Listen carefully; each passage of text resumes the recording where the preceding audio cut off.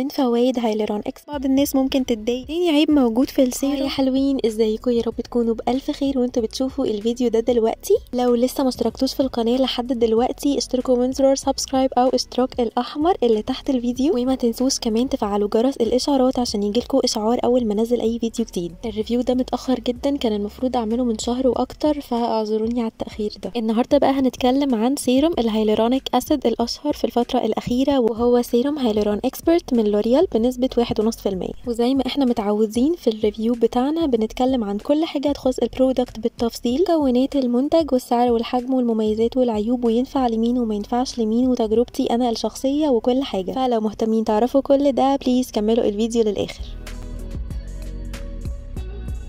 وزي ما باين من اسم البرودكت ان المادة الفعالة فيه هو الهايلورونيك اسيد، والحمض ده ليه فوائد رهيبة. هو من اشهر الاحماض في الترطيب ومقاومة تجاعيد البشرة، كمان بيحافظ على حيوية البشرة وشبابها، واننا نعتمد عليه في الروتين بتاعنا دي خطوة مهمة جدا وهتفرق معانا كتير. حمض الهايلورونيك اللي جاي في البرودكت ده هو الصوديوم هايلورونات، والنوع ده من الهايلورونيك هو اللي بيجي بحجم جزيئات صغير، ده معناه ان امتصاص البشرة ليه هيكون افضل واعمق. طب ده ايه فايدته لينا؟ هقول لكم وانا بتكلم عن فوائد البرودكت. من ضمن تركيبة المنتج كمان انه فيه جليسرين، وده بيحافظ على ترطيب البشرة، وكمان بيخلي حمض الهايلورونيك اخف وامتصاص البشرة ليه اسهل. كمان من تركيبته مادة اسمها الاسكروبايل جلوكوسايد، والمادة دي مشتقة من فيتامين سي، وهي جاية في المنتج بتركيز قليل عشان تعمل بس شوية نضارة وتفتيح بسيط للون البشرة. كمان من ضمن التركيبة زيت الخروع، وما تقلقوش من حاجة زي دي ابدا، هو جاي بنسبة بسيطة قوي، وكمان مش بالصورة الاصلية بتاعته. وفايدته في المنتج ده انه بيشتغل كمضاد للاكسده اللي بتتعرض لها البشره، كمان هيقلل من ظهور حبوب الشباب لانه فيه خصائص مضاده للبكتيريا. كمان المنتج فيه عطر، وده جاي في اخر التركيبه خالص، يعني ما تقلقوش منه ابدا، وانا بشرتي حساسه والحمد لله ما سببليش اي مشاكل. بعد ما اتكلمنا عن التركيبه تعالوا اكلمكم عن فوائد ومميزات المنتج.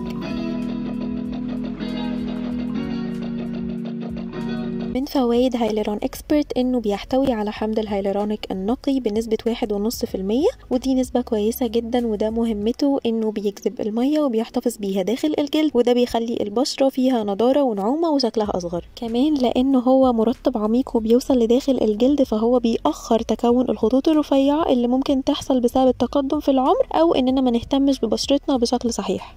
من فوائده كمان انه بيخلي البشرة مشدودة، لانه كمان بيعزز الكولاجين وبيحافظ على ليونة وحيوية الجلد. من مميزات السيروم ان قوامه مائي خفيف جدا وسهل الامتصاص، كمان بيناسب جميع انواع البشرة الجافة والدهنية والمختلطة كمان الحساسة. من اهم مميزات المنتج انه خالي من البارابين، وكمان سعره كويس جدا مقارنة ببراندات تانية كتير، وهقول لكم سعره كمان شوية. تعالوا بقى نتكلم عن عيوب المنتج.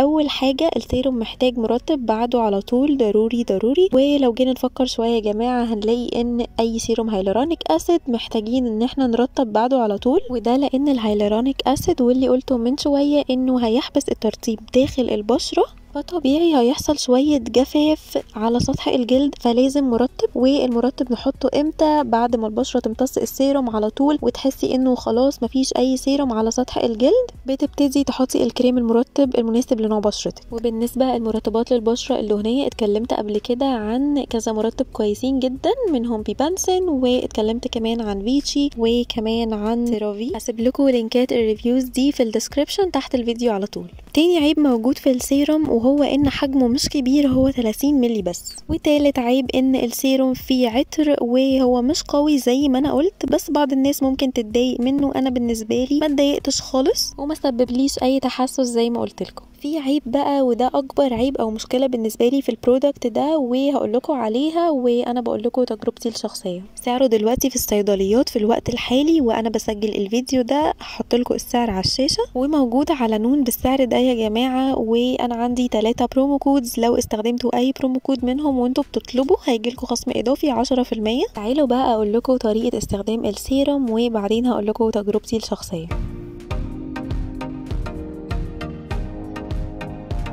اول حاجه انت بتغسلي وشك بالغسول المناسب لنوع بشرتك عادي جدا، وبعدين بتنشفي وشك بمنديل بالطبطبه بشكل لطيف، وبعدين بتحطي السيروم من 3 ل 4 نقط او على حسب ما تحتاجي على وشك كله ورقبتك، ومساج بقى لحد ما بشرتك تمتص المنتج بالكامل. الخطوه اللي بعد كده طبعا انك هتحطي الكريم المرطب المناسب لنوع بشرتك علشان ما يحصلش جفاف، واحنا بنستخدمه مرتين في اليوم، مره الصبح ومره بالليل، ولو خارجه بالنهار يبقى محتاجه تحطي صن بلوك، ولو بالليل يبقى خلاص مش محتاجه اي حاجه تاني. تجربتي انا بقى، انا اول ما بدات استخدمه كان في الشتاء، وانا اصلا مش بستخدم غير بيتشي لاني ما بصدق استخدم برودكت ما يطلعليش حبوب، فلما سمعت عن لوريال قلت اجربه ممكن يطلع كويس. شفت ريفيوز عنه وقريت التركيبه بتاعته، ولما حسيت انه مناسب جبته على طول واستخدمته فتره كويسه تخليني اقدر احكم عليه واقول لكم هو فعلا حلو ويستاهل وتجربوه ولا لا. باختصار سيروم هيلورون فعال جدا ونتيجته ملحوظه. هي ممكن تكون بطيئه شويه، يعني هتلاحظي نتيجته في الخطوط الرفيعه وامتلاء البشره بعد حوالي اسبوعين من استخدامه بشكل يومي، لكن بالنسبه للنضاره هتلاحظيها فورا بمجرد ما هتستخدميه. كمان انا حبيته قوي لان اول ما استخدمته ما طلعليش حبوب نهائي. بس في حاجه مهمه جدا، بعد فتره كبيره من الاستخدام او قبل ما يخلص بحاجه بسيطه لاحظت انه طلع لي حبوب، ودي حاجه ضايقتني جدا. بس عرفت انه ممكن يكون لسببين. اول سبب ان بشرتي تكون اتعودت عليه فما بقاش بيعمل الافكت بتاعه اللي كان بيعمله اول ما بدات استخدمه، علشان كده طلع لي حبوب. والسبب التاني واللي شايفاه منطقي اكتر